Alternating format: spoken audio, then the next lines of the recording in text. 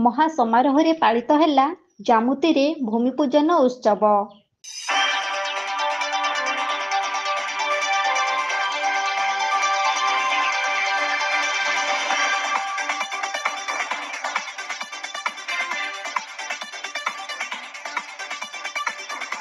ଆଧ୍ୟାତ୍ମିକ ପରିବେଶର ଶାନ୍ତ ବାତାବରଣ, ନିରୋଳା ଏବଂ ପବିତ୍ର ପରିବେଶ ମଧ୍ୟରେ ନିଜକୁ ହଜେଇ ଦେଇଛନ୍ତି ସମସ୍ତେ। ଭକ୍ତି ଓ ବିଶ୍ୱାସର ଏକ ଲମ୍ବା ମାଇଲଖୁଣ୍ଟକୁ ଅତିକ୍ରମ କରିବା ପାଇଁ ଜୀବନ ଡଙ୍ଗାର ଆବଶ୍ୟକତା ପଡୁଥିବା ବେଳେ ଜୀବନର ସର୍ବସୁଖ ପାଇଁ ସମସ୍ତେ ଭଗବାନଙ୍କ ଉପରେ ହିଁ ବିଶ୍ୱାସ କରିଥାନ୍ତି। ଅନ୍ତର୍ଯ୍ୟାମୀ ଭଗବାନ ଦିବ୍ୟଶକ୍ତି ଦ୍ୱାରା ସଂସାରର ପ୍ରତ୍ୟେକ ଜୀବକୁ ପରୋକ୍ଷରେ ସହଯୋଗ କରିଥାନ୍ତି। ସେହି ଅଦୃଶ୍ୟ ଶକ୍ତି ଭଗବାନଙ୍କ ଶୁଭ ଦୃଷ୍ଟିରେ ଆଜି ଜୀବଜଗତ କାୟା ବିସ୍ତାର କରିଥିବା ବେଳେ ଭିନ୍ନ ଭିନ୍ନ ଅବତାର ନେଇ ପୃଥିବୀ ପୃଷ୍ଠରେ ଭଗବାନଙ୍କୁ ସୃଷ୍ଟିରୁ ପୂଜା କରି ଆସୁଛନ୍ତି।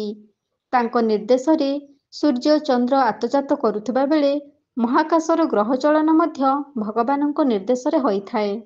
ସେହି ଭଗବାନ ନାମଟି ଗୋଟିଏ ହୋଇଥିଲେ ମଧ୍ୟ ରୂପ ତାଙ୍କର ଅନେକ। ଅନେକ ରୂପ ନେଇ ଧରା ଭୂଇଁରେ ପୂଜା ପାଇ ଆସୁଥିବା ବେଳେ ଏବେ ମଧ୍ୟ ନୂତନ ମନ୍ଦିର ସ୍ଥାପନ କରି ଭଗବାନଙ୍କୁ ପୂଜା କରିବାର ପ୍ରୟାସ ଜାରି ରହିଛି। ସେହି ଭଗବାନଙ୍କ ଏକ ପରିଚିତ ରୂପ ଶ୍ରୀରାମଙ୍କୁ ପୂଜା କରିବା ପାଇଁ ଭକ୍ତ ବ୍ୟାକୁଳ ହେଉଥିବା ବେଳେ ନୂତନ ମନ୍ଦିର ସ୍ଥାପନ କରିବା ପାଇଁ ଖୁବ୍ ଭକ୍ତି ଓ ବିଶ୍ୱାସର ସହିତ ଭୂମିପୂଜନ ଉତ୍ସବ ପାଳନ କରାଯାଉଛି।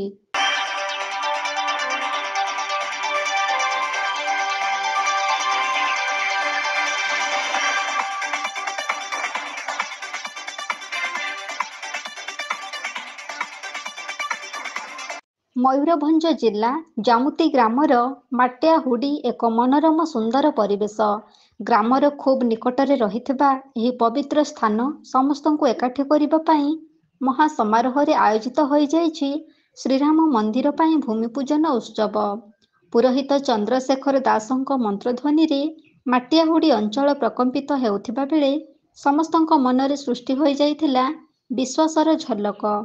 ପ୍ରଭୁ ରାମଚନ୍ଦ୍ରଙ୍କୁ ଖୁବ୍ ନିକଟରେ ପୂଜା କରିବାର ସୁଯୋଗ ମିଳିପାରିବ ବୋଲି ଅଞ୍ଚଳବାସୀଙ୍କ ମନରେ ଭରିଯାଇଥିଲା ଅସରନ୍ତି ଉତ୍ସାହ। ଖୁବ୍ ସୁନ୍ଦର ପରିବେଶ ମଧ୍ୟରେ ପ୍ରଭୁ ଶ୍ରୀରାମଙ୍କ ମନ୍ଦିର ଜାମୁତିର ମାଟିଆହୁଡ଼ିରେ ଶୋଭା ପାଇବା ସହିତ ଆକର୍ଷଣୀୟ ପ୍ରାକୃତିକ ସୌନ୍ଦର୍ଯ୍ୟ ମଧ୍ୟରେ ପ୍ରଭୁ ଶ୍ରୀରାମଙ୍କୁ ଦର୍ଶନ କରି ପ୍ରାକୃତିକ ସୌନ୍ଦର୍ଯ୍ୟ ଉପଭୋଗ କରିପାରିବେ। ଏହି ଭୂମିପୂଜନ ଉତ୍ସବରେ ଆଖପାଖ ଗ୍ରାମ କୁସନପୁର, ଜାମୁତି, କାଶୀବେଡ଼ା, ଘାଗରଦାର ଲୋକମାନେ ବହୁମାତ୍ରାରେ ଯୋଗଦେଇ ଭୂମିପୂଜନ ଉତ୍ସବକୁ ସରସ ସୁନ୍ଦର କରିଥିଲେ।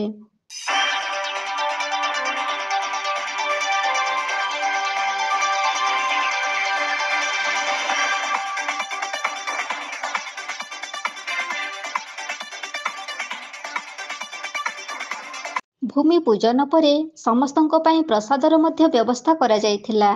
ପୂଜା କାର୍ଯ୍ୟ ସରିବା ପରେ ସମସ୍ତେ ଆଗ୍ରହ ସହକାରେ ପ୍ରସାଦ ସେବନ କରି ସର୍ବସୁଖ ଭୋଗ କରିଥିଲେ। ଏହି ଭୂମିପୂଜନ ଉତ୍ସବକୁ ଶୃଙ୍ଖଳିତ ଭାବରେ ଆୟୋଜିତ କରିବା ପାଇଁ ବୁଲୁଗିରି, ରକ୍ଷିତ କୁମାର ଗିରି, ପଟେଲ କୁମାର ମହାନ୍ତ, ମନୋଜ ମହାନ୍ତ, ବିଜୟ ମହାନ୍ତ, ସୁରେନ୍ଦ୍ର ମହାନ୍ତ, ମନୋରଞ୍ଜନ ମହାନ୍ତ, ଗଣେଶ୍ୱର ଲୋହାର ଆୟୋଜନର ମୁଖ୍ୟ ଦାୟିତ୍ୱ ଗ୍ରହଣ କରିଥିଲେ। ଏ ଅଞ୍ଚଳ ପାଇଁ ଏହି ରାମ ମନ୍ଦିର ଏକ ଉପଯୋଗୀ ହେବା ସହିତ ଖୁବ୍ ନିକଟରେ ପ୍ରଭୁ ଶ୍ରୀରାମଙ୍କୁ ଦର୍ଶନ କରିପାରିବେ ବୋଲି ଅଞ୍ଚଳବାସୀ ବିଶ୍ୱାସ ରଖିଛନ୍ତି। ଖୁବ୍ ଶୃଙ୍ଖଳାର ସହିତ ମହାସମାରୋହରେ ଭୂମିପୂଜନ ଉତ୍ସବ ଖୁବ୍ ଉତ୍ସାହ ଓ ଉଦ୍ଦୀପନା ମଧ୍ୟରେ ହୋଇଯାଇଛି। ଶ୍ରୀରାମ ନବମୀ ଭଳି ପବିତ୍ର ଦିବସରେ ଭୂମିପୂଜନ ଉତ୍ସବ ଅଞ୍ଚଳବାସୀଙ୍କୁ ଖୁବ୍ ଆଗ୍ରହ କରିଦେଇଥିଲା।